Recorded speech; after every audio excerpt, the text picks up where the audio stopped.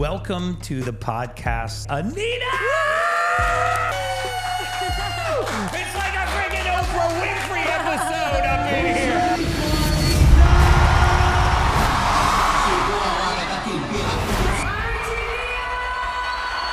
Here is the global superstar from Brazil. It's Anitta.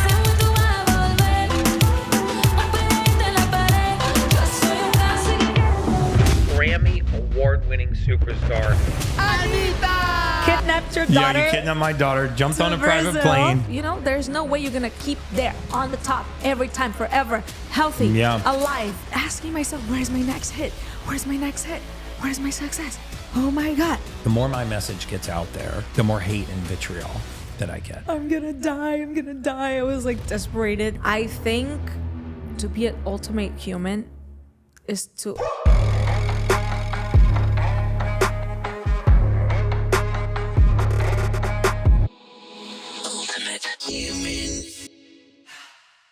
Hey guys, welcome back to the Ultimate Human Podcast, where we dive deep into the stories that shape us, the passions that drive us, and the health journeys that transform us.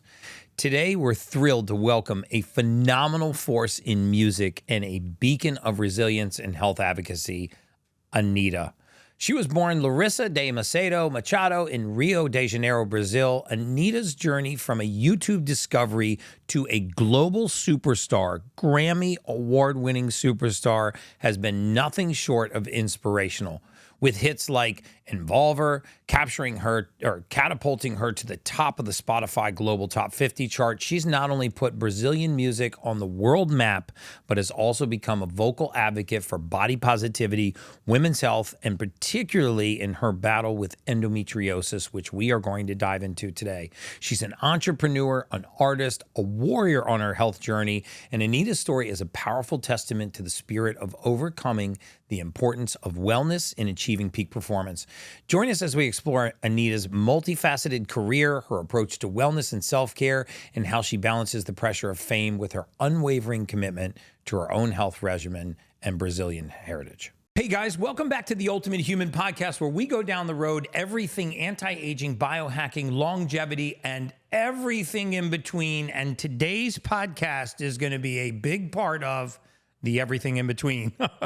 I couldn't be happier to have this guest on. You've seen her intro. She is absolutely an icon who took the music scene by storm, but her story is absolutely phenomenal. Her health journey is even more compelling. So we're going to dissect it all today. I'm going to warn you, maybe midway through the podcast, you might want to get the kids out of the room, because we're going to talk about the stuff that everybody wants to talk about, but nobody does. All this stuff that the wives want their husbands to hear and husbands want their wives to hear, but nobody has the balls to do it. So we're going to go down that road today. My guest, I am proud to call a close friend. She's very close with my daughter and my family. Welcome to the podcast, Larissa, aka Anitta. It's like a freaking Oprah Winfrey episode up in here. Thank you. Literally like an Oprah Winfrey episode. I am super happy to be here. I'm so happy to be here too, because you and I have had an amazing journey, right? Yes. Aside from the fact that you go dancing with my wife and travel the world with my daughter, and our families have become so close. But when we first met, we were introduced by Dave Grutman, the hospitality king of the world. And they talk about 6 degrees of separation. When you put Dave Grutman's name in there, it becomes 1 degree of separation. Like, I'm like, how does one person know so many Everybody. people? But when he first called me to have a conversation with you, it was not a particularly good time in your life. Not at all. I remember he told me all about you, and, at that time you were on this meteoric rise, and the media had discovered you, the music industry had discovered you, and you were just on this meteoric rise, but you were really suffering. Yeah, I was struggling. Yeah. I was thinking I was going to die for real. Our very first FaceTime, you were laying on a couch and you didn't even take your head off the pillow. I remember somebody put the FaceTime down on the couch and you were laying there, and we started having this conversation, and you were actually deep in the struggle of endometriosis. And not only that, right? Yeah. Remember, it was not only that. well, I mean, it also affected your, mood, your Everything. emotional state. You cried a little on the phone to me. I just remember feeling this deep sense of this woman's trapped. My hormones. Remember my Yeah. hormones? Oh, yeah. Yeah, when it we was got crazy. hormone panel. Yes. You were having a lot of pain. For people that don't know what endometriosis is, and most women are familiar, at least with what the condition is, but it's where tissue from the uterus grows outside of the uterus, the ovaries, and it can be very, very painful. And I remember we got blood labs on you, and I was talking to Dr. Sarda, and she was like, "Oh my God, this poor woman's tortured, and we've got to get this birth control out of her body." I remember you were going back to Brazil to have the procedure done. I mean, look at you now. Things have obviously changed, but let's talk about a little bit about that journey. Yeah, and I don't point the surgery as the solution for anything. Right.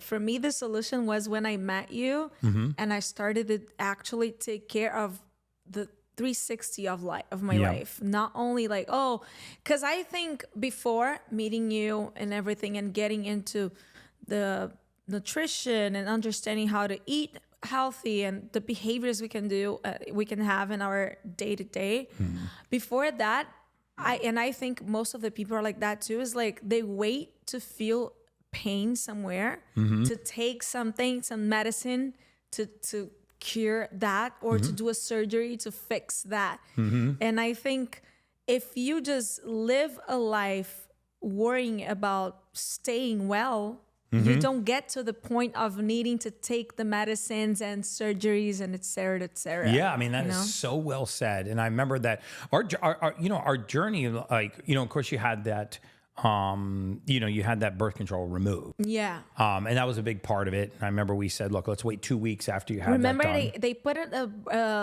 IUD that was of hormones that made me very sad. Remember, I was like depressed. And then they changed to a ship, kind of a ship. Yeah, the one that we can't even do here in the United States. And in Brazil, they do a lot. And I was like, this ended my life. It was like, I was like so frustrated and traumatized by going from doctor to doctor. And then when I met you and you said, listen, let's do all natural things. Yeah. And you're going to get better. Also, I was always tired. I remember that. And this is also something that when I'm working too much, and for example, I had Carnival in Brazil right now, and I was the whole January and February working nonstop. And did you see that video that I saw? It was 3 a.m. to 3 a.m. Insane. No, even more, 3 a.m. to 7 a.m. I was like more than 30 hours working. And I was feeling like sleeping all day, every time. And then people were like, oh, no, that's okay. It's because you were so tired that you need to sleep for days. And I'm like, but this is weird. I'm just feeling tired all day, every day. And I feel like it's because when you don't have the discipline to remember, oh, listen, I'm got to eat right. I got to take the vitamins right. I got to do this and this and that. Remember to take care. Then you start falling again. Yeah. And for me, it's very clear to me because then I came here right after last week. Yeah. And one day of machines. Biohacking, yeah. One day of that, and I was like, wow, I'm ready again. I remember your face changed just in the few hours that you were here. And we should talk about what did we do? Basically we just tapped into Mother Nature. We just did it indoors with magnetism, oxygen, and light, because one of my big things is the further that we get away from Mother Nature, the sicker we become. That's it, yeah. And I introduced you to something called the PEMF mat, the pulse electromagnetic field mat. And it looks like a yoga mat, and you just lay on it. And I know you love this thing. Love it. I take it everywhere I go. Yeah. I take everywhere. She told me a funny story, and I'm just going to lay our crazy out there. So here we go. We cut this out if you want, but I don't care. It's fine. But she was like, I was with my boyfriend and he wanted to have some fun. And I was like, I don't feel like having sex. And then she said she laid down on the PMF mat. And No, but it was even harder than that because we went partying. It was my birthday trip. Right. So we went partying. We were like drinking. Nah. And it might hit you in different ways. You might just feel like super excited or kind of like crying and this and that. And that's how I was feeling. I got to the hotel and I was like, crying for no reason, crying for nothing. And he was like, okay. And I said, Men I'm love gonna that go too. to sleep. And I We was love like, that part. I'm gonna go to sleep. And I went to sleep crying. I turned on the mattress and I went to sleep crying. 10 minutes after I did, I want to have sex. All of a sudden, I was like on a very bad mood, crying over nothing. Yeah. Nothing happened. And then I turned on the mattress and I was like, oh, whoa, I just woke up. I want to have sex. You And got he was alkaline. Like, and Bang. he was like, what's that? So confused. Dude, PEMF mats are now sold out on Amazon and sold out worldwide. It's so good. My It's so dad good. also. Then we went on the trip, meet this guy, my dad, and my dad was feeling very sick because he had a beginning of diabetes going on, like a very early, almost. We're gonna getting fix him there. too. So he was like getting these shots to get better, and he was like having diarrhea, throwing up. He was like, "Oh, I'm so sick," and we were like on a vacation trip. I said, "Please lay down on this mattress." I didn't even know if it was gonna work or not. But I said, "This is the miracle mattress I The have miracle mattress. that is good for everything." Yeah. And then I laid down him for 30 minutes, and he came back like, let's go, let's drink a beer, let's have some fun. I was like, wow. It's amazing magical. what happens when you make the body alkaline. And for those of you that don't know what a PMF is, it's pulse electromagnetic field, low Gauss current. It's just mimicking the magnetism that we get from Mother Earth. People are, they go to the beach and like, I feel amazing. It's because you've been touching the surface of the earth. You've been grounding. You've been getting all of those ions. It's not that difficult. In our journey, I love what you said about we're going to do things naturally. Right. And because I remember I had this conversation with Dr. Sarda. She's our OBGYN. And she's like, I know exactly where this girl is. And she's being tortured. And we've got to get her hormones into the same phase. And this is a biohacking podcast. So I want to talk a little bit about how we biohacked our way out of the situation you're in. And your hormones were what she called aphasic, meaning one was in one phase, one was in another phase. One was ovulating, one was in luteal, one was in the follicular phase. And when this happens to women, when their hormones get out of ratio, not when their levels are too high or too low, but when their ratios are off. Remember, there was one thing happening every time I would go to the gym for like 3 days. The 4th day, I was full of pimples. Yes. Breaking out like crazy. We realized she had massively estrogen dominant. And so instead of going to hormones, progesterone, pregnenolone, the estradiols, instead of hitting you at your age with hormones, we brought in something very simple called DIM, diindolomethane, right? It's a cruciferous vegetable extract. It sort of sops up some of the phytoestrogens. We brought the estrogen back down into the normal range, very naturopathically, got you on some vitamin D3, put you on a really good methylated multivitamin based on your gene test. And I'm telling you, 3 weeks later, I saw a completely different human. I remember your face changed shape. Like you were like a little puffy and bloated. The eyelids are full. And your also cheeks my were full. hair. Yeah, your hair was super brittle. It was almost falling out. Yeah, right? it was. Yeah, and your skin was dry, and you were like, "This should be the greatest time of my life. Like my career is taking off. I'm in such a great place." I couldn't take advantage. I had a #1 song in the world, and I couldn't take advantage of that because I got sick. Yeah. I couldn't take advantage. My career was like, oh, boom. Yeah. Oh, flat. And Like, you I couldn't do know what I anything. find too? I talk about this all the time. If you ask any entertainer, entrepreneur, athlete, celebrity, or any average person, any just middle class America, and you said, what's more important, your career or your health? What's more important, your business or your health? What's more important, money or your health? They'll always say my health. But then when you take it a step further and you're like, okay, you own a business? Yeah, I own a business. How much did your business make last month? Oh, $628,000. How much did it net last month? $142,000. How many employees do you have? 17. What's your testosterone level? Blank. Right? What's your hemoglobin A1C? Blank. And you sort of prove to them that while, we say that our health is the most important thing, number one, we don't have any data on our temple. And number two, we're really not prioritizing our health. We're not. And when you made that shift, how did it impact your career, your relationships? Like, how did that shift just change the trajectory of your life? I think it was a journey of first my mental health. Because remember, you also told me about the lack of some vitamins that would make me overthink at night when I wasn't taking it. Methylfolate. And that was happening a lot. Yeah. And then when I started taking the vitamins, it was like gone. I could sleep without being like, I would think about the most random things. There's so many people listening right now. They're like, oh my God, that's my life. I lay down to go to sleep. I'm exhausted. I'm body tired, but I'm mind awake. My mind was like, And the shit you think about is the most innocuous random. nonsense. It doesn't make Yeah. any Did I get everything on my difference. grocery list? Like, Should I have returned that phone call? it's idiot stuff that you think about. It's crazy. And then when I started taking the vitamins, that went goodbye to that. I started to be relaxed. And then I got better in a sense of like I could meditate and have more time. Because I think I was too like addicted to screen. And I think a lot of people are like that too. Addicted to be like rolling the Right. phone. And that went out, it was over.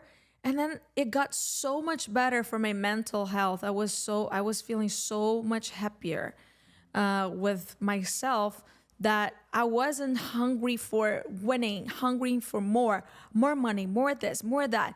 Because I feel like our social, we are so cringy, like so clingy. It's clingy or Cringy? Like, no. Say it in Portuguese and we'll trench it. Like Clingy. it's carente. It's like, Carente. yeah. When you need other people's like approval or like the social every time talking to people and say, oh yeah, because I was telling Maddie, his daughter, I was telling your daughter the other day. Yeah. People feel nowadays, people come to congratulate you for the things that you accomplished at work, always. If you get more money, if you change the house, people will always say, congratulations, oh my God. And if the person is not hot anymore, there is this saying here, oh, this person not hot anymore. And it's even more in my industry. It's like, oh, now this singer, oh, it's hot now. And then next year, oh, it's not hot anymore. And I hate this. And that's why people are always like having this anxiety to do more, produce more, keep hot. And this is so much effort because you're competing with the whole world. We are competing with robots because now the algorithms and the internet, the AI. You're competing with people that don't even need a health. Not even people. You're competing with things that don't even need a health life. So true. And when my mentality got better, my mind got like more clear, I was able to stop thinking about it. If I'm going to be hot or not next year, if I'll be popping or not, if my music is going to be big or not, if people are going to like it or not. I stopped thinking about that. Wow. So I was able to work less and work only when I felt pleasure, Because I knew when I started working. To work only when I felt pleasure. That's I want to just point that out. I want to work amazing. on this. I'm not going to enjoy that. I don't want to do it. Because a lot of things in work, in the beginning of my career was like this. I was only doing things that I liked. And then things started to go big, Or if I did something that I didn't enjoy, I would always put my mindset to like, no, there is a good point on this, And at some point, when you start doing things just to get people's approval or just to maintain the success that you had once, you stop feeling this pleasure. Instead of feeling pleasure, you'll feel pressure. You feel Yeah. like, no, I gotta achieve this because otherwise everybody's gonna say I failed and I'm not hot anymore. Yeah, the Grammy you won was last year, not this year. Yeah, that I was nominated. Yeah. And I Yeah. was nominated to the Grammy last year. Oh, this year, not anymore. She's not hot anymore. Like, Yeah. who gives? Because when you die, nobody will even remember this, people. Yeah. The only people who will remember are the people that you are not giving as much attention right now because you're too busy trying to please the people who worry about this. Yeah. Who care about how hot you are in the moment. So true. And when I got healthier, and that's what I think, when you're eating healthier, when you're having healthier behaviors in your life, when you're breathing, when you're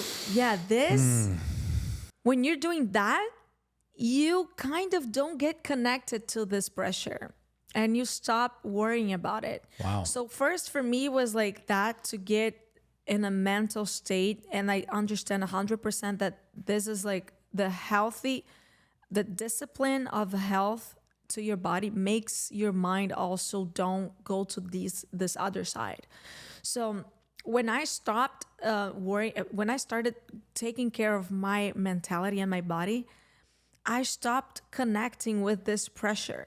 Wow. So even though my career, and then it was super funny because I wasn't having a big, super hit in a while. Because remember, I've stopped working for like 5-6 months. I wasn't working. I wasn't having like a big success in like a good 1 year maybe or something like that. And I was like feeling pressured about that. But then I started taking care of myself. And one day I was like at this place, at this concert, and I started like taking care. And I came here one day. I did a lot of the protocols here with Madison. I did a lot of them. And we went to a concert in Brazil. I remember. I kidnapped your daughter. Yeah, you kidnapped my daughter, jumped to on a private Brazil. plane. Yeah, went to Brazil. And then she did also another treatment with the phones. What is that? Bioscan. The bioscan. Yeah. And she said, "Oh, your mind, you're thinking too much and this and that. Let's take care of that." And she did that twice on me. The next day we landed in Arizona. She came back home and I went to do this concert. When I woke up this day after she did this thing, I was like, I'm living wrong. I'm too pressured. I'm like, why am I thinking if I have a hit, if I don't have a hit? I had a number one. It's like, and I went to, remember I found out I was super sick when I went to Everest? Yes. I wanted to go to Everest, to the Yes. top. And then I couldn't even walk the Himalayas because I was so tired. Like in 4 hours, I was like, eh. And I needed to rescue people. And I wasn't even in the ice. I wasn't, because for those who've never been to the Everest, it's like this. You start walking in the cute forest in the Himalayas. In the cute forest. Then it becomes like more like a desert vibe, rocks. And then it goes to the ice and then the Everest. It's the whole path. Right. I was still in the cute trees. This is such a metaphor for life. I was just walking Yeah. in the cute trees. And I got so And you're sick. looking at the mountain and you're going. No, the mountain wasn't even, I couldn't even Oh, you see couldn't the even mountain. see the mountain. It was still 9 days for me to get to the mountains. Oh, my God. 9 days walking. Oh, wow. And I was like, oh, this 9 days walk is going to be great. Da, da, da, da, da. And I couldn't even stand like 4 hours. And I was like, wow, I am so sick. And like nowadays I'm doing concerts of 7 hours nonstop. Right. Like, and then for me, and then when I was there, I was thinking a lot about that. Like if you climb the Everest and you get there to the top, the highest place in the world, you cannot, first of all, you cannot get there without oxygen. Like naturally, you cannot get there. You need other equipments, other stuff. So it's not humanly alone, like possible. You need stuff. When you get there, you cannot stay more than 40 minutes. That's it. That's it. You got to get down. And depending on the weather, you stay there 7 minutes, you got to get down. Right. You gotta go down. You gotta get to the top and be ready to go down, because people die when they're going down. They get to the top, and then when it's time to go down, that's where they die sometimes. Wow. So you gotta be ready for the whole journey. You gotta get ready to go up. If you stop to help others, done. You're not gonna be able to make it this time. You gotta come back, wait for the next time. Because if you stop to help someone, you're wasting your oxygen and your time to do it. So you're not gonna reach the top if you help others. If you don't save energy and oxygen to go down, you're gonna go up. People are gonna know you went up, but you're gonna be dead. So you gotta get ready for all these, for all the parts of the process.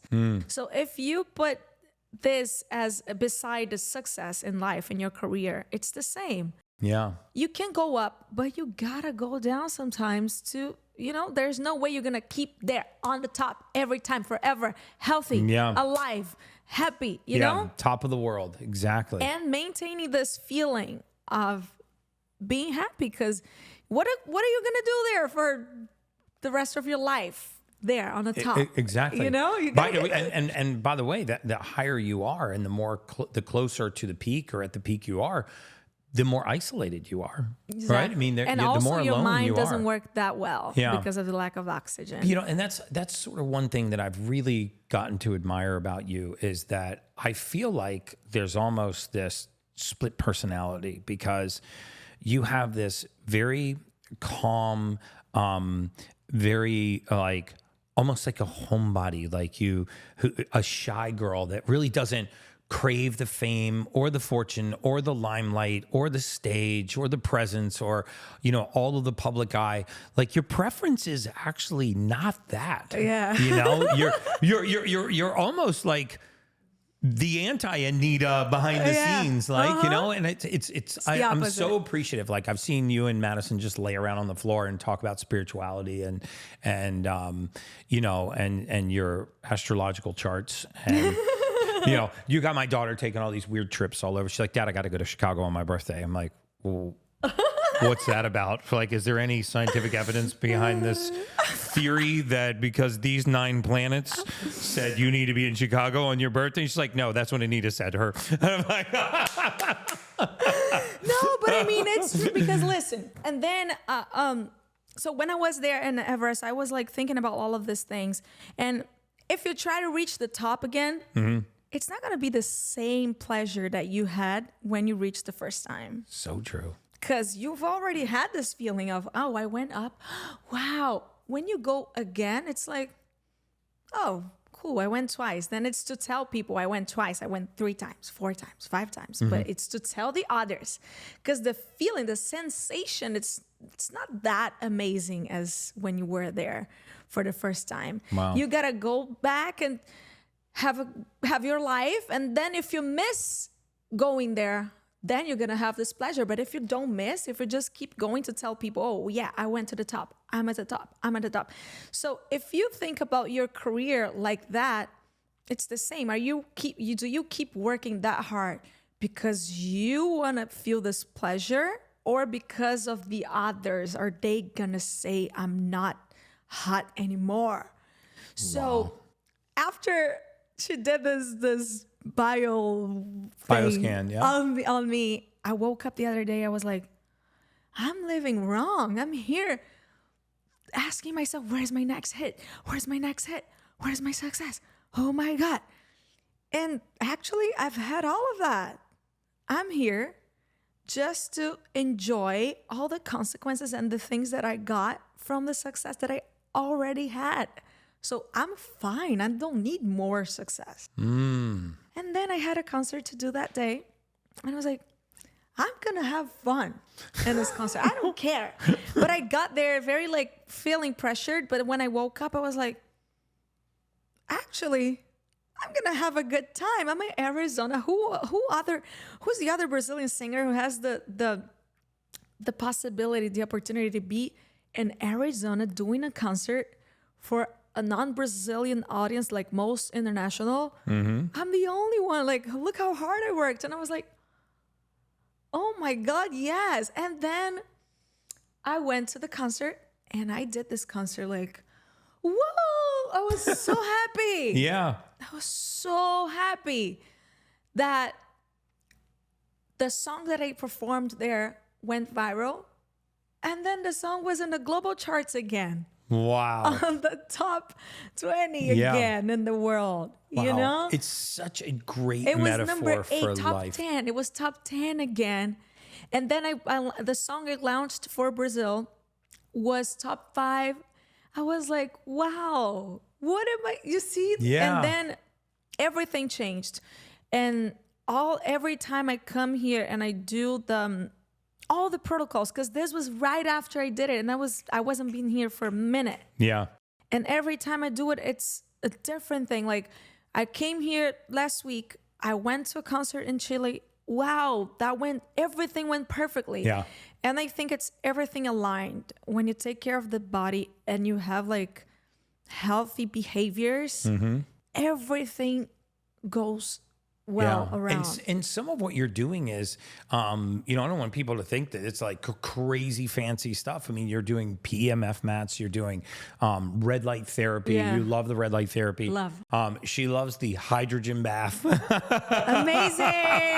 She Very got out of good. that thing and she was like, "Oh my God, look at my skin!" Like, And also the new one that I tried that came out Hocat. so many heavy metals from me. yeah, that was pretty wild. Sometimes when you get out of that, you actually see the heavy metals on the towel. And I'm I know doing people that are today like, again.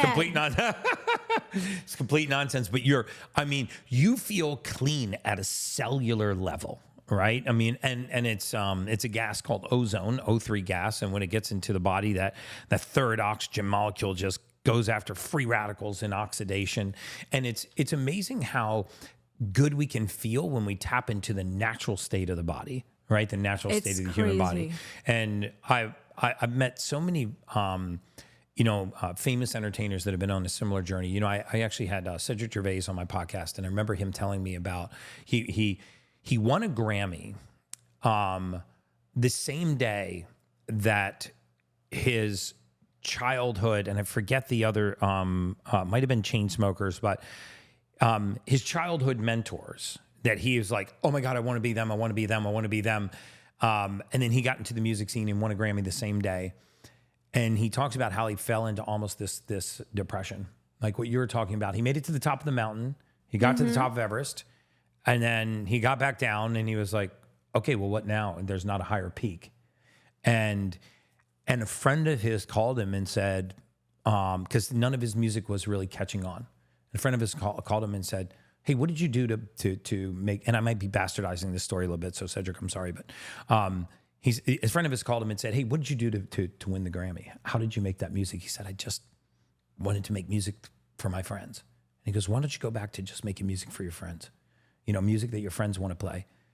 And he did, and bang, same thing, right back to the top of the charts. And I think for people that are not entertainers or celebrities or athletes, it's such a metaphor for life, right? Because who are we living for? Yeah. We live for And everybody I else. think with internet, with the cell phone, we are kind of like polluting our minds, believing in a fake life, Mm-hmm. you know, because in social media, we only show what we want. And we are looking too much of the others, and we are like, oh, I want to do this. Oh, no, I want to be that. No, I want to be.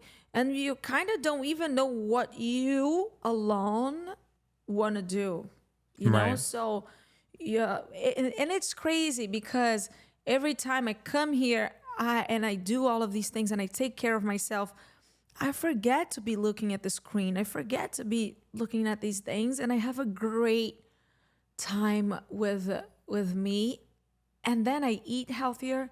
I don't feel like eating a bunch of like unhealthy things. It's so different because one thing that you do and changes all the rest of your mentality, your body, your health.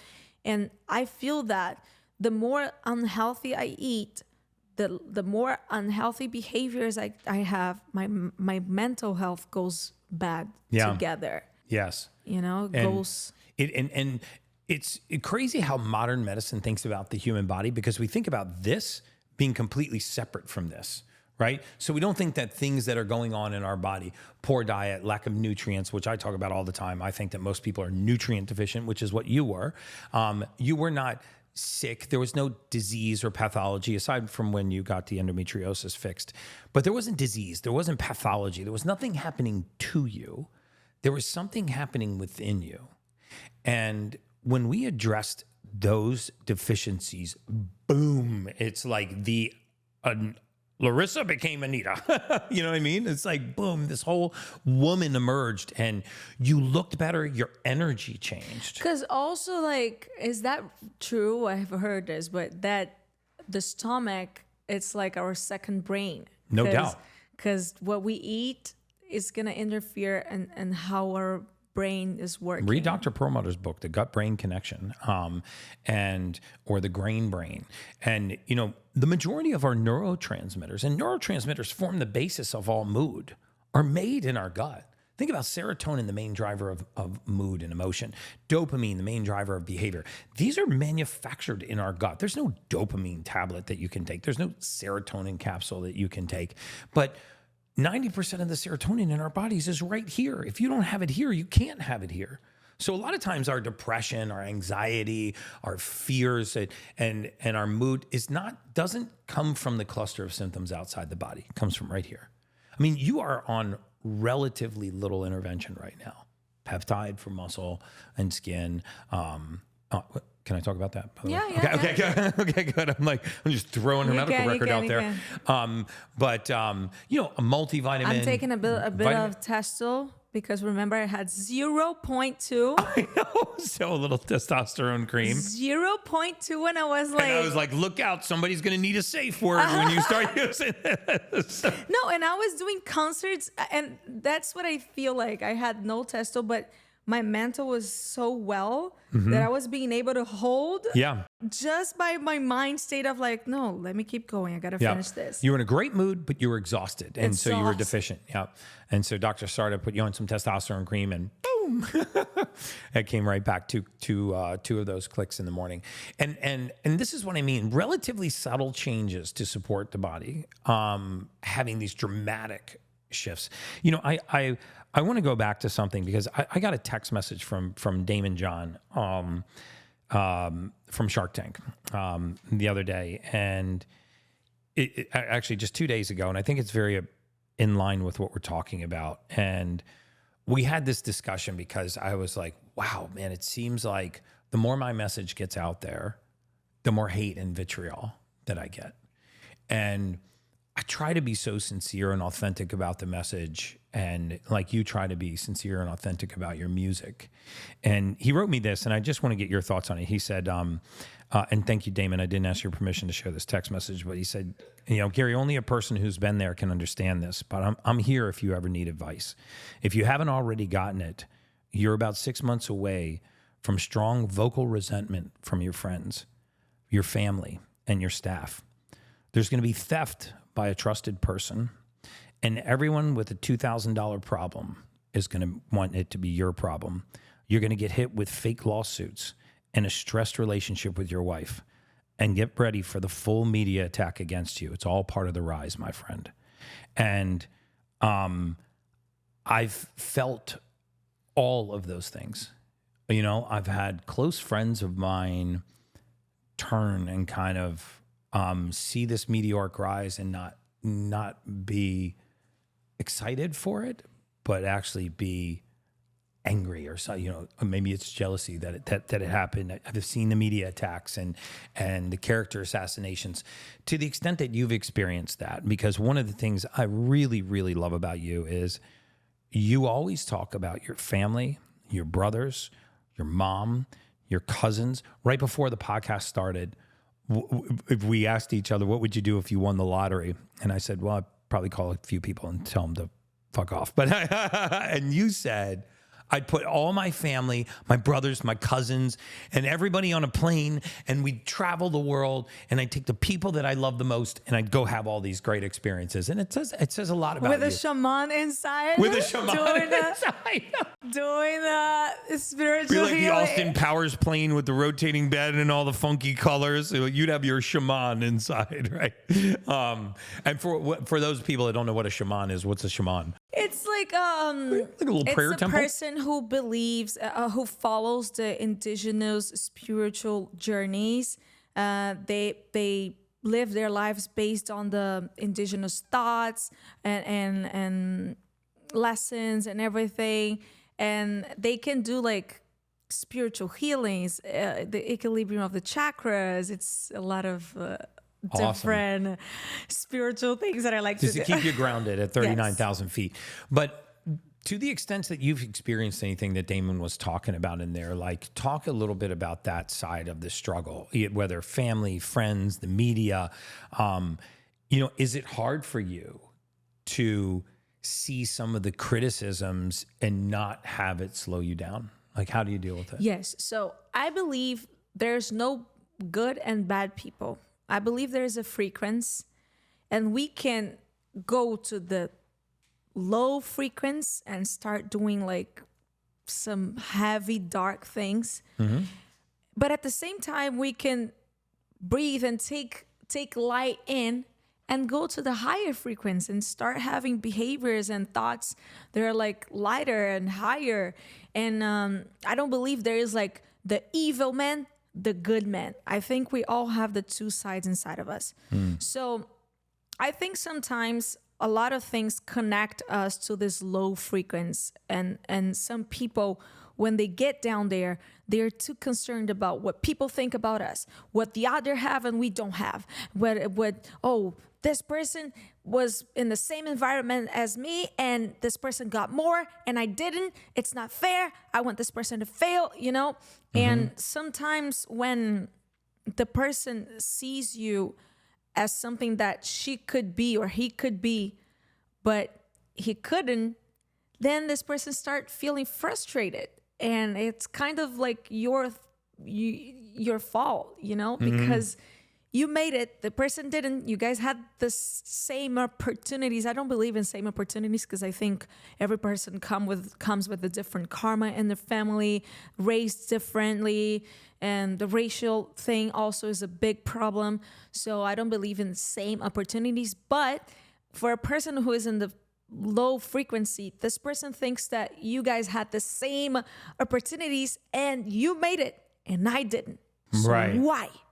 Right. Why is he so good? Because for this person to accept that you are just good, it's hard for this person. This person's gonna feel down about it. It's like, oh no, so he made it because he was this, he was that, not because he's good. I am good. He must have done something wrong. She must have done something wrong. I think, and also when you get to a point that more people are seeing you, more people have opinions. Not only the bubble that you are used Sure to, do.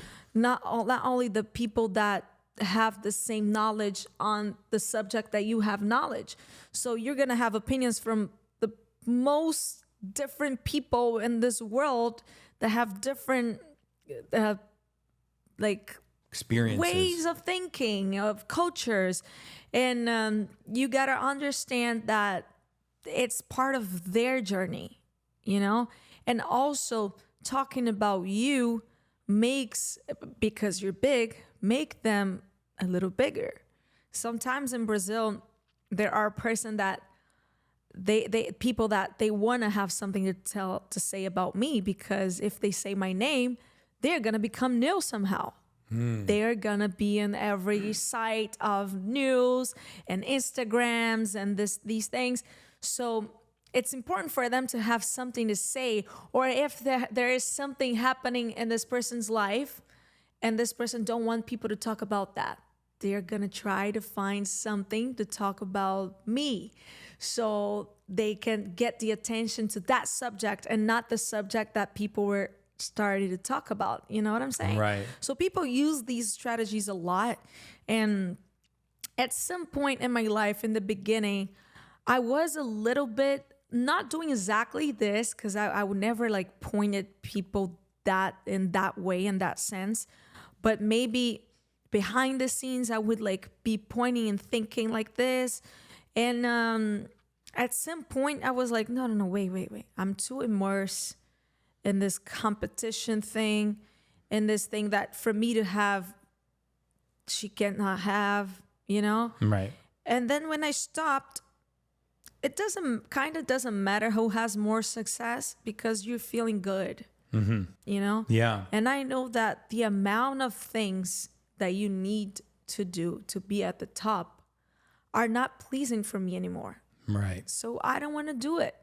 So of course, for somebody that is new and fresh to this industry, and they are up to do it, they are in the mood to be dealing with these things. Like, for example, you asked me, there are not people that you would say, fuck you. And I'm like thinking, actually, no. Because when you stop, because I think that's it. When you're new and beginning, you're fresh, you're hungry, you have the energy to be spent Paying attention to those. swallowing some people down and be like, okay, I'm gonna, you know? But when you're not willing to deal with it anymore, because what is more important for you? Deal with all of this bullshit and be at the top, or not dealing with the bullshit, but maybe not be at the top? Oh, definitely maybe not be at the top. Yeah. I feel the same way. You know, one of the greatest pieces of advice, I was on a Jay Shetty podcast the other day, and he asked you these 5 questions at the end. And one of them is, what's the greatest piece of advice you were ever given? And you can only answer in one word or one sentence. And I sat there for a long time and I said, I think the greatest piece of advice I was ever given was that if you want to shrink your problems, grow your purpose. Because when the purpose is bigger than the problem, your problems shrink. And I think you're saying basically the same thing, right? My purpose is not to please everybody.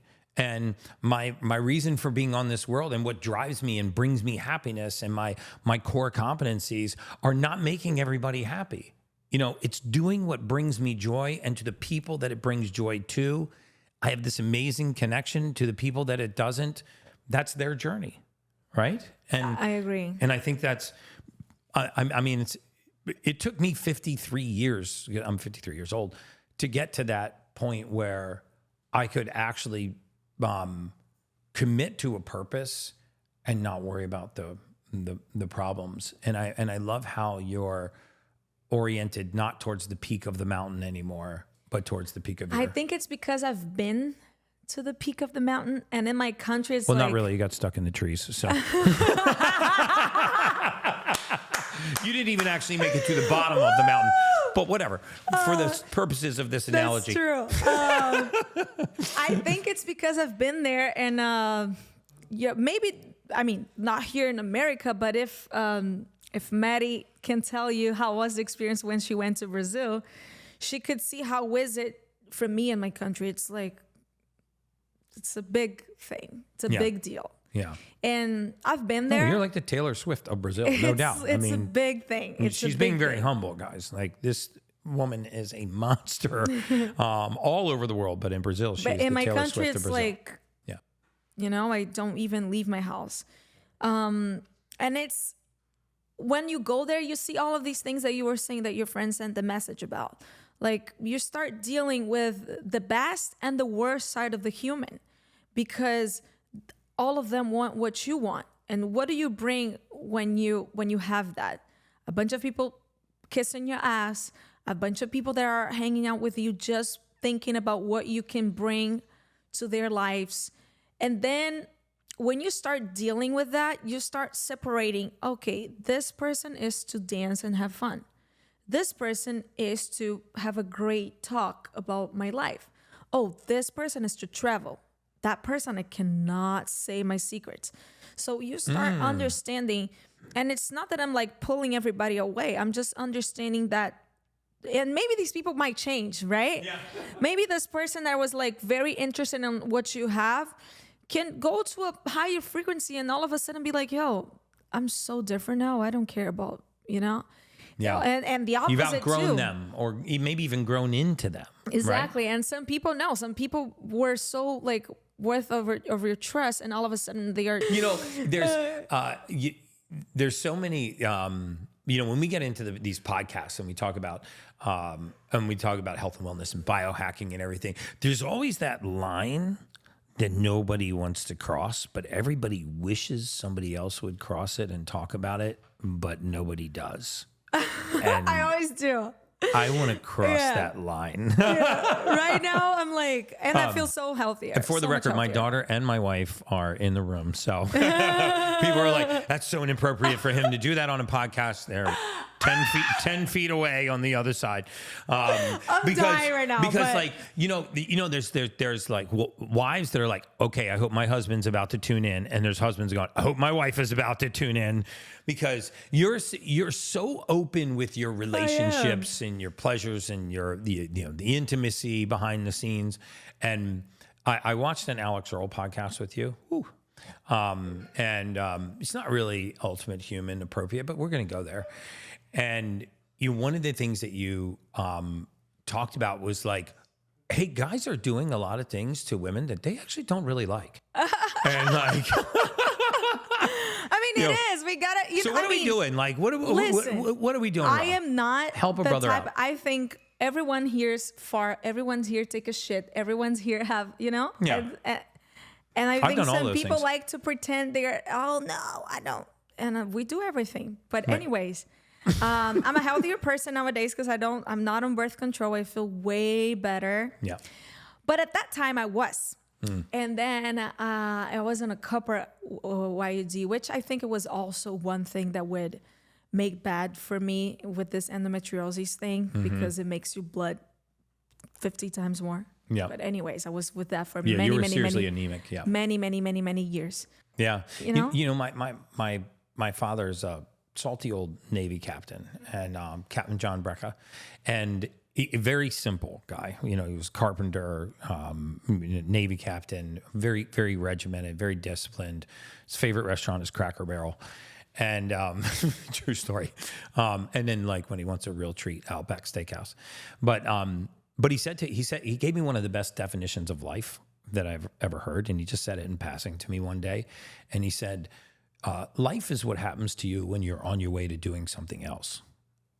And it's so true, right? What you're talking about here. It's sort of what happens to you when you're on your way to doing something else. And if you realize that, like all these little tipping points, you have a great life, but and you don't really get to design it and pick your destination and then just march straight to that destination, and for you, what was one of those something else's that took your life in a different direction? Like you were on your way. Like I love your story about I was on my way to creating music and climbing the mountain. Then I realized once I got there and came back down, I'm good. Right? I mean, have there been any of those other tipping points in your life that have taught you like life lessons that you think have sort of changed the direction of your life? I think this unhealthy moment of me was the shift. Right. When I got super unhealthy and I literally thought I was going to die. Remember, I was like, I'm going to die. Priorities. Yeah. I'm going to die. I was like desperated. And even I did a check for cancer. I remember that. Yeah. I did a check for cancer. You're worried about everything. And I was like, oh my God. And then I was like, what do I want to do? What do I want to do now? Oh my God, I want to travel with my family. I called my family. I was like, oh, I'm dying. I need to do this. I need to do that. And I saw how much time I wasted doing things, thinking about the goal. Like, oh, I'm going to reach that. So I'm doing this for that result. And I wasn't even enjoying this moment here. So that means if I don't get the result, my life sucks. Yeah. Because I was doing everything looking at that point. So if I don't get that, living for a destination. Yeah, not a journey. It's fucked up. And now I need to do things to make it work. And when I changed my mentality, literally, I can die tomorrow. If somebody comes here and say, you're dying tomorrow, I'll be like, cool, I did everything. I'm fine. Yeah. It was great, everything. Wow. I would not change. I would just maybe look at the sky a little more. But actually, I do look at the sky every day. So like I used to not care about these things, and now if the moon is beautiful, I called Madison the other day and I was like, I was walking my dog and the moon was so beautiful. I was like, I saw that, the orange one I that was called- out there. It was low in the sky. I remember that day. I called her and said, go look at the moon right now. And I spent so much time looking at the moon. I was like, wow, the moon is so beautiful. And I had a dinner that night and I got late because I was there for so long looking at the moon. I started crying. I was like, wow, it's so beautiful for no reason. It doesn't have to have a reason for you to get emotional, for you to cry, for you to get a healthy life, you know? And I think nowadays... I actually remember that night because the moon was, first of all, it was bright, bright orange. It was totally full and it was way down on the horizon. Almost looked like a sunrise or a sunset. I actually went and grabbed my son Dylan from the other room. Like, Dylan, get out of here and see this. And I'm like, look at that. And he's like, yeah, that's cool. And I'm like, get excited about that. You don't see that very often. Then we actually walked out on the balcony, started taking pictures of it. But I remember that night. And it's funny. I was like breathing and like, thank you. I was like, thank you. For what? For everything. I think that changes everything. When you're actually when you're in that moment of being thankful, like what are you really grateful for in those? Like you see that. The first thing I think, and it's immediate, my family. Because I have such a You talk about them all the time. family. I love You're it. going to meet them. You met my mom. Yeah, I met your mom. So cute, so little. So cute. Like And a little she Anitta. doesn't speak English. You're going to meet my dad, which is, he also doesn't speak English, but he creates some words in his mind and he's been talking to you. It's so Portuguese, funny. English. Yeah, no. It's a little Spanish in crazy. there. And I just think my family is a blessing.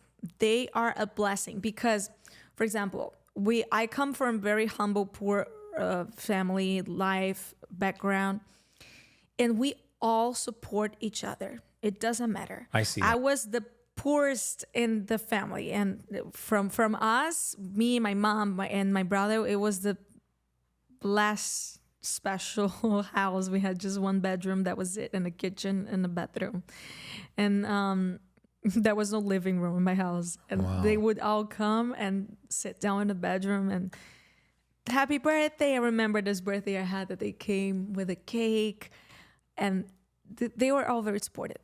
At one time, I was, before being a singer, I found this job at a store. I was like selling clothes. And in Brazil, there was a humble, popular store. And I needed to sell more clothes to get more money. Mm-hmm. And they all saved some money to go to the store and buy with me. Oh my gosh, that's so awesome. They are so cute. And they all got one day reserved, one Saturday. Oh, this Saturday we're going to go there. They got there. They said, we want to buy with Larissa. And they all We want to buy with Larissa. With me. They're so... It's like her sales went through the roof all of a sudden. Listen, they are so cute.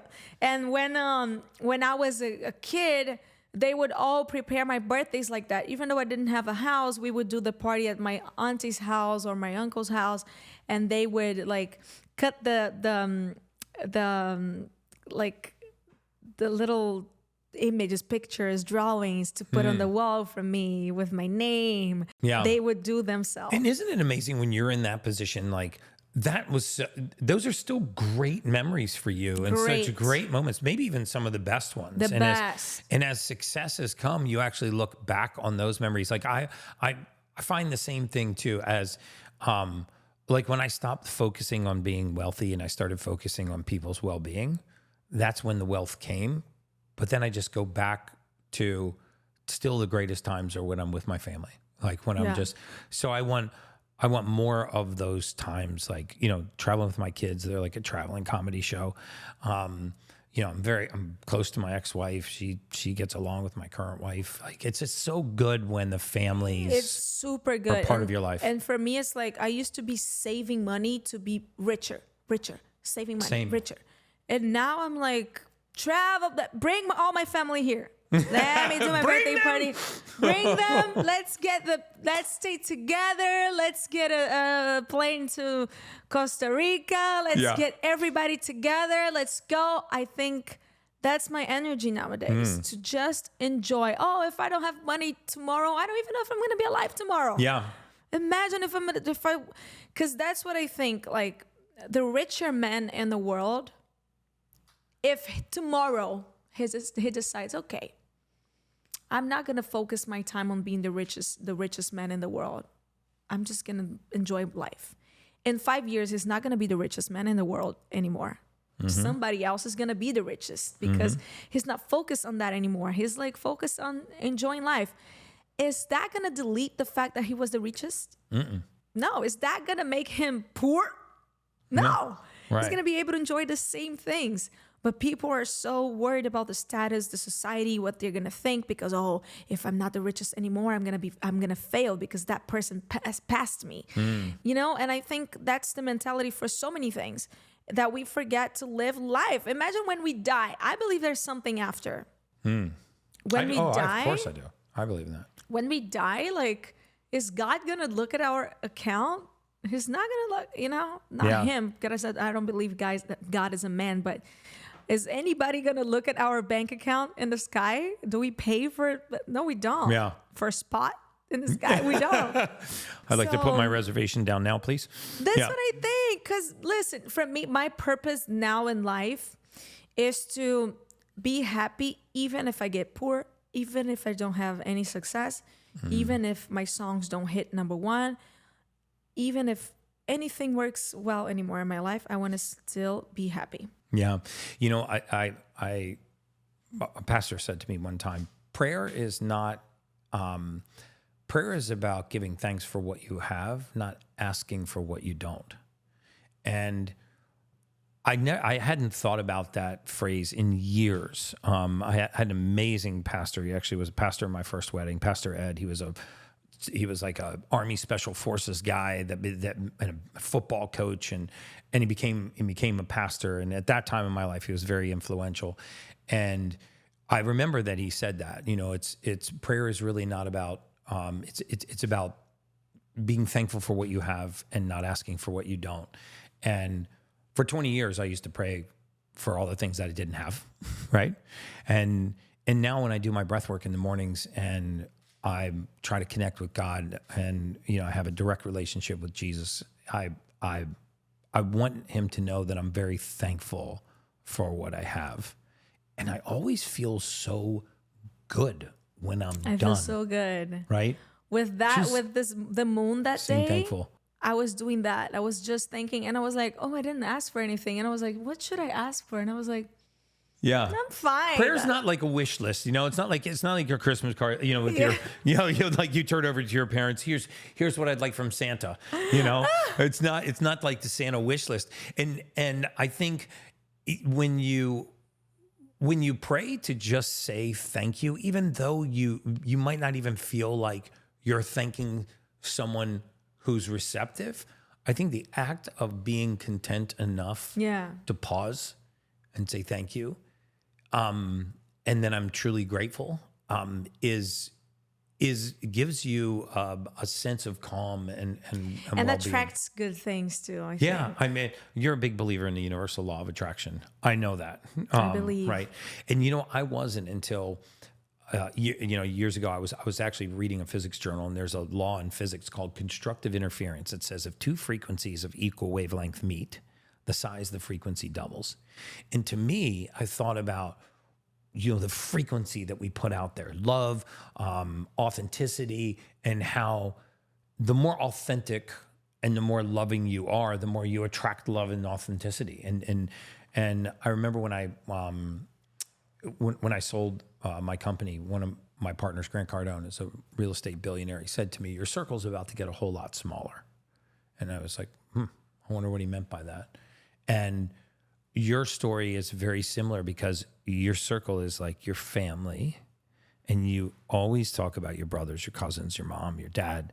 And I love that. I brought my brother here too. You did? I did. Where is he? He's not. Not today, but he went here to the other apartment. We got to bring him here to do some biohacking. He will love, because he had a surgery on his knee. Okay. And it's crazy. He needs the hydrogen bath. Exactly. It's crazy too, because I told Madison when he had the injury on his knee, and everyone told him that, oh, you're never going to be able to play again, because he loves playing football, foot volley. And he was like, oh, I'm desperate because he broke something. I told you, right? What, he tore his I don't meniscus know or if, something? ACL. Oh yeah, that's a common one. yeah. And then it was I've very, had that. yeah, it was very hard for him to accept Because he's an that. athlete. Like, he's very No, he's athletic. not an athlete, but he He's loves. active. He's very active. Very. Okay. He loves. And he was super sad because he was like, oh, I love doing my exercises, my games, da da da. And we worked together. Mm-hmm. And it's crazy because he did the surgery and he was so disciplined with the food, the exercises, the physiotherapy, everything he needed to do. Every morning he would do the practice. He would do the exercises. Now he's running, and it's been like 2 months. Wow. Or something like that. He's running again. He's running. Oh, good He's for him. doing everything. Yeah. And people are like, wow, you just had a surgery and in Yeah. 2 months you're running. And he was like, because he was so disciplined. And Yeah. sometimes if we believe that we're going to make it, if we want it, and we do it with no like anxiety, but we do like focused, respecting the time, discipline, you Well, get it. I also think that sometimes when something's taken from you and then you get it back, you're so much more appreciative. Like every Mm-hmm. time I lose my wallet, I'm so happy to get my wallet back. And like, I haven't gained anything. It's the same cash, the same driver's license, but I'm like, I'm so happy to have this back. Yeah. But you know, so you have an injury like that, and then you have your health taken away from you, and then you're like, okay, I got it back. Now I'm going to start to take it serious. And I think, unfortunately, a lot of people don't even start their health journey until something like that happens. I mean, it happened to you, right? You were on your way to doing something else, and then your health made itself your priority. Blew you up like a balloon, made you depressed, you know, and you're like, I gotta yeah, fix and this. to be honest, I'm so thankful that I got so sick, because I never stopped to think about my mental health with the importance that it has until I got super sick. Because when I got super sick, I realized how unhappy I was, how Right. depressed I was. And it's true. Now I look at some behaviors and I was like, wow, I was so depressed. Yeah.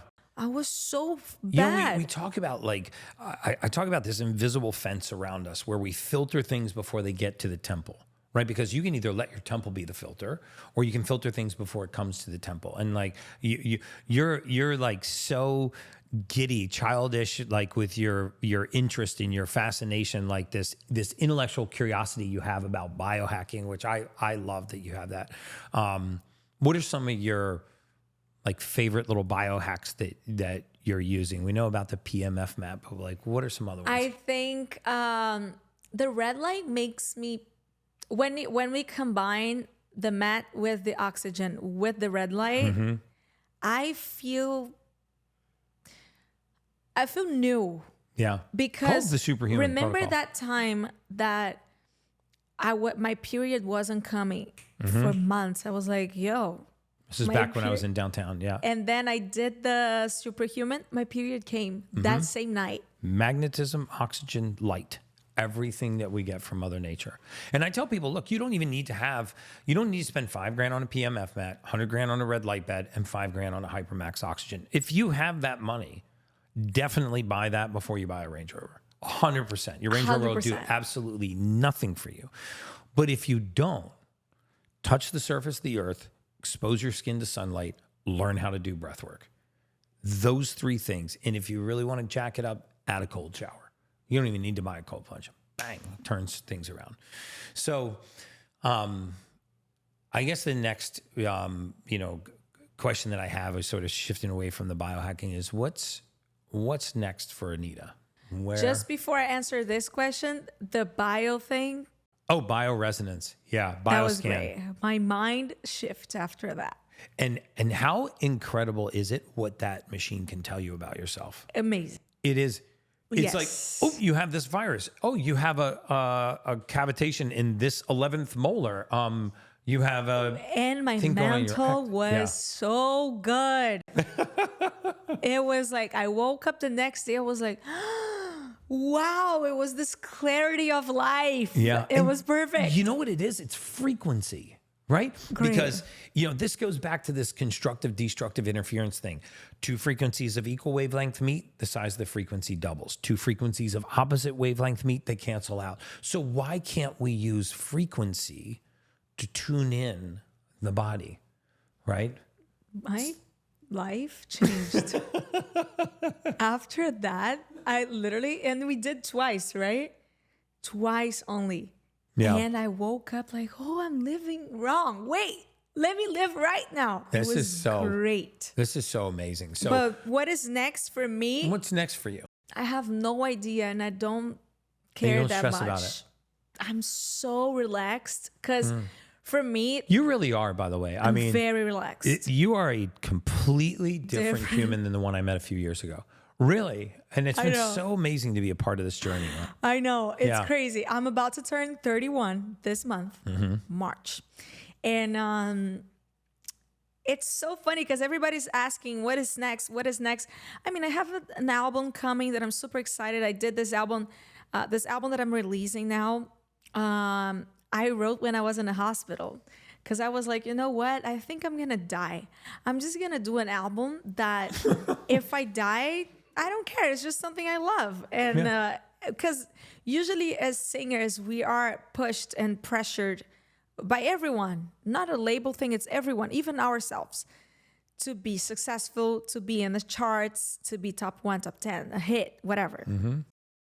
And as I was going to die in my mind, I didn't care. I didn't need to care about these things of the world because I was going to die. The album would be here. It would be like, oh, it was great to do this album. I loved it. Doesn't matter what happens after. And I did this album with this energy and I love it so much. Yeah. And I'm going to put out and I'm alive and it's great. But I don't know. So it's already recorded. It is. I recorded when I was in the hospital. I was doing like ozone every day in my blood. Wow. Every day. So good. And then I was like, you know what? Instead of going to the hospital, because I was in the hospital for 1 month, and then I was coming back every day. And I was like, you know what? Instead of coming back every day, I'm just going to rent a house, put everybody there.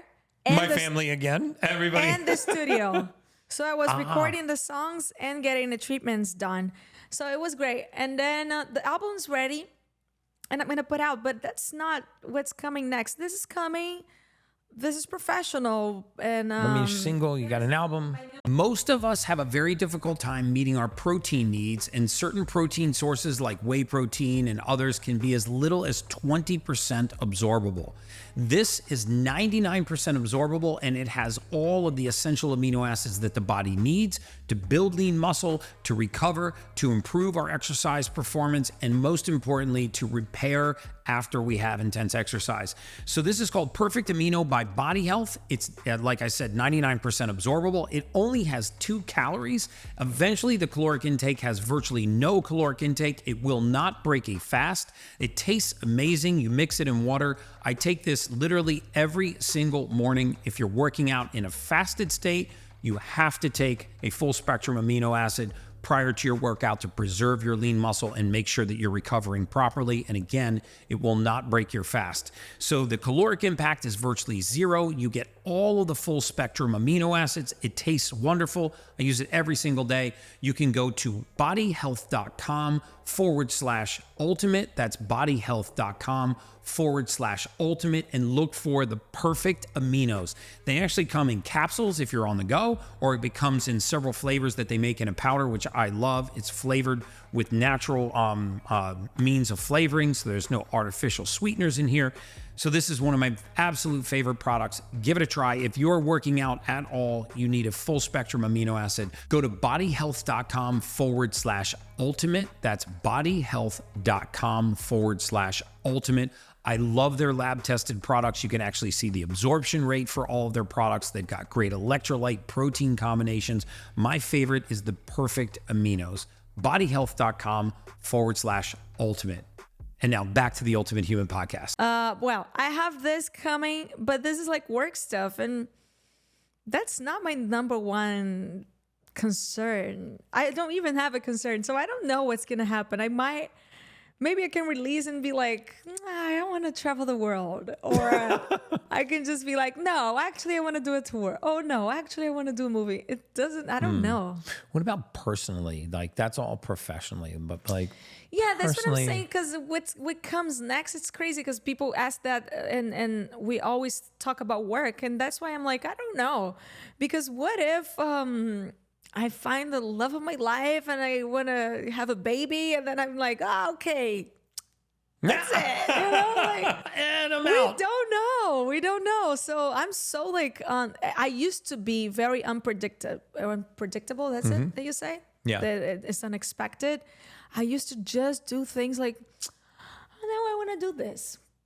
And Now you I just want to do spontaneous. Yeah. that. Very. I was always like that. Creating And chaos. at some point in my life, I was so pressured about, oh, the success. Is she going to maintain this? That I forgot that all the things that I got was because I was like, no, I liked it. Because here's how my international career started. A song of mine in Portuguese was popping in Spain. A radio asked me to go there to a festival. I said, I don't know Spain. Let's go. I went to Spain. And then there, I didn't know how to communicate with anybody because I didn't speak Spanish. That was like 7 to 8 years ago. It was, actually 10 years ago. And then I didn't speak Spanish. And I was like, Jesus, I don't understand anything people are saying. And I was so mad that when I landed in Brazil, I called Spanish school. And I said, I need to learn. Really? That's how I learned Spanish. Really? And then I started to learn Spanish. I was like, I like this because it's easier to learn if you listen to music. So I was listening to Spanish music. I was like, I like it. I want to do this type of music. And then I started singing Spanish because of that. And it was not like, I want to be international. No, I was like, cool rhythm. Let me do it. And then I was like in this Latin thing singing. And I came to this awards here in Miami. I was like, it was my first time here. I was like, so cool. I want to sing in English. And that was it. You know, it was not that. And I have this thing. Sometimes I'm at a club and I meet somebody. I get into this person's cars. Let's go out. It's spontaneous and cool at the same time. So I was going to this trip. Yeah. And I didn't have company. I saw a random person at a party. I said, do you want to come with me? The person said, I don't have money. I said, I have. So we went to the trip. So when I got there, hours later, not hours, but maybe one day after, I was like, this person is so annoying. Why did I do this? So I was at the street at the city. Spontaneity goes And wrong. I was at the city. And then this group of fans came to ask for a picture. And I said to them, and they were so fun. And I said, yo, what are you guys doing here? And I went on vacations until when? And they were going to stay until the whole period that I was staying. I said, do you guys have an extra room in your house? No. And you literally went to stay with these fans? Dude, I love it. I went to stay with the fans. And it's crazy because they said, yeah, there is one bedroom that is like 2 beds. And this guy is there, but the other bed is empty. I said, I'm fine. I'm staying with him. I went. I stayed with this other bed. Was he attractive? He was there. And then it was so much fun.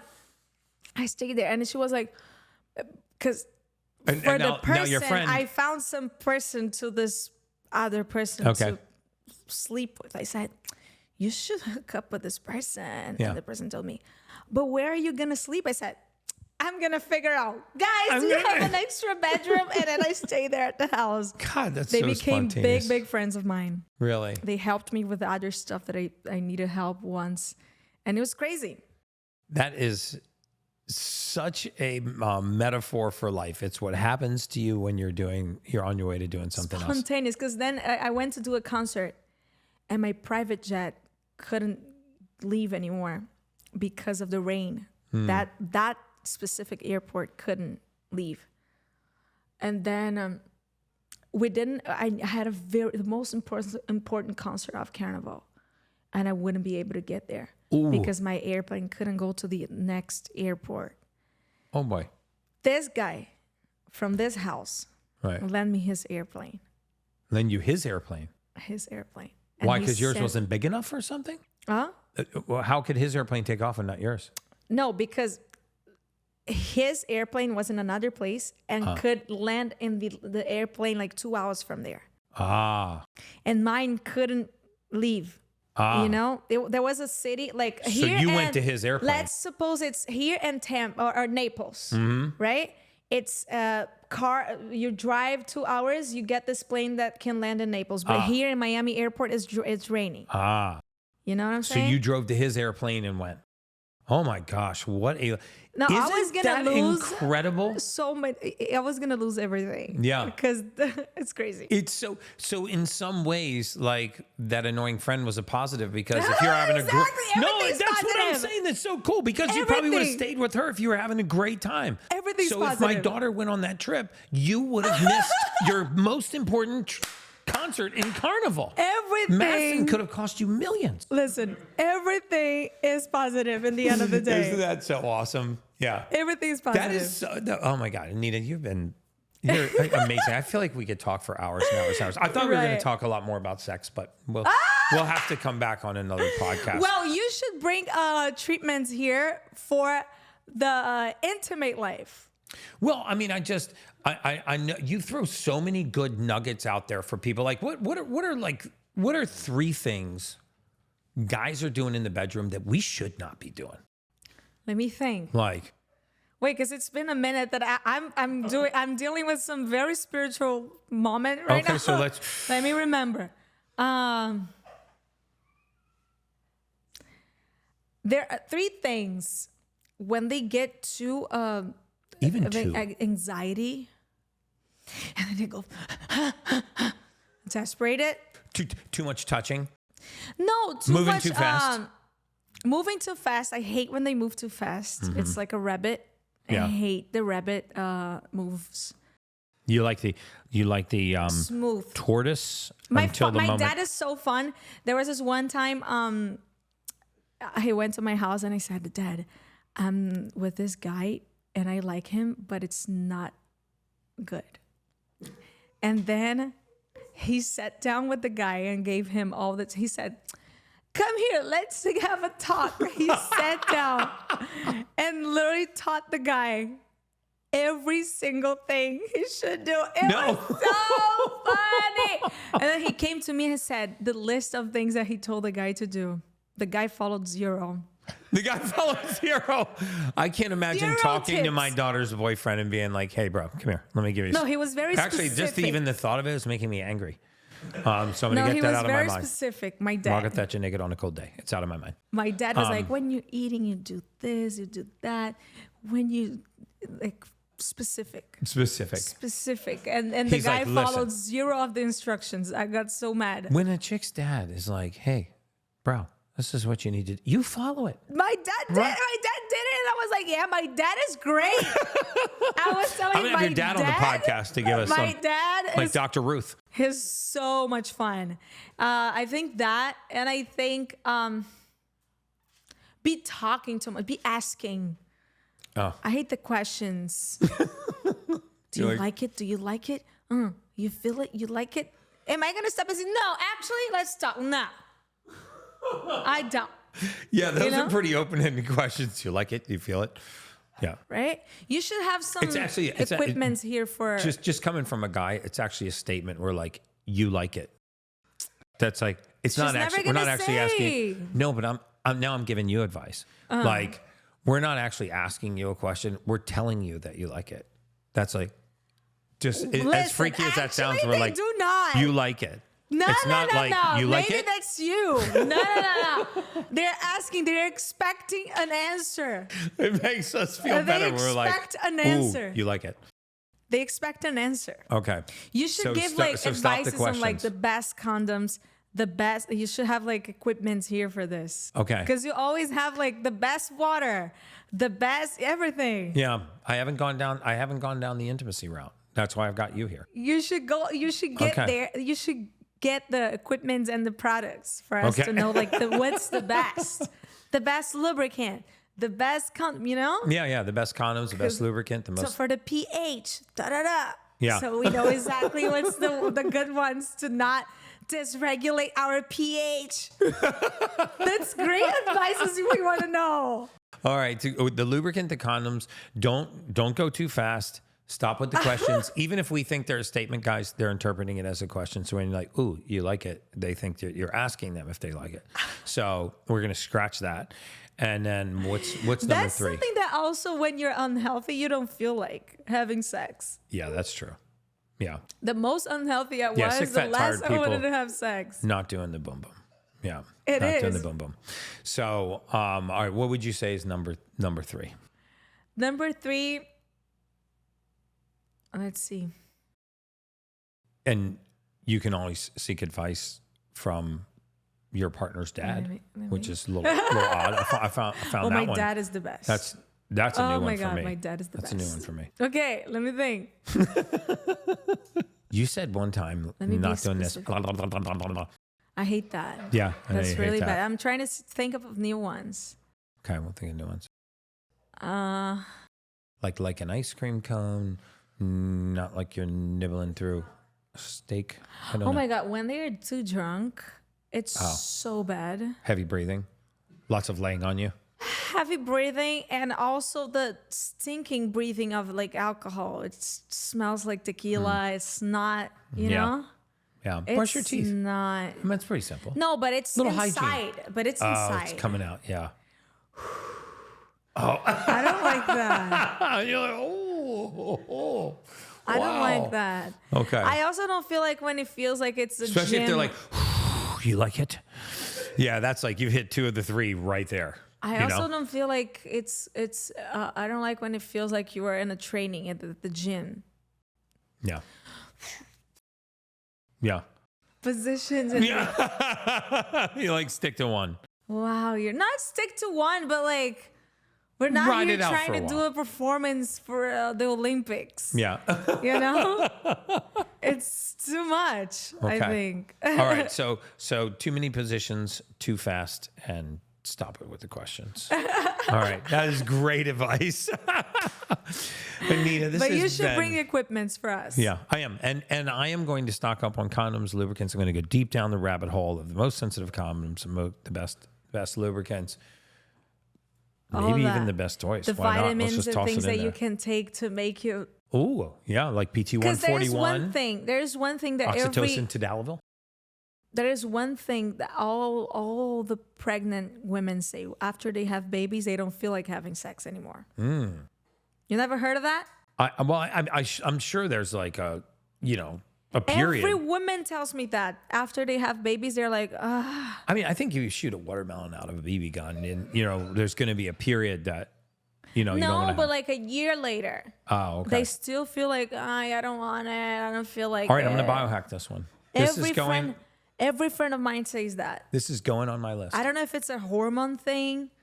I don't know what it is, but they always said, all my friends that had babies, they're like, yeah, after we have babies, we're like, I'm done with this. I don't want to have sex. You know what? That's a great one. And I get accused a lot of doing too much for men. So I'm actually purposely trying to do more for women. I'm going to get our OBGYN and I'm going to get a sex therapist on, and we're going to figure out the fastest way postpartum to return to an active sex life. That all the women will love. We're going to break the internet with that one. All the women will love that. Okay. Because that's one thing after they have babies. I never had a baby, but all my friends that had, they say that they go Even a year. They feel Wow. bad. They don't feel like having sex. It's super crazy. Okay.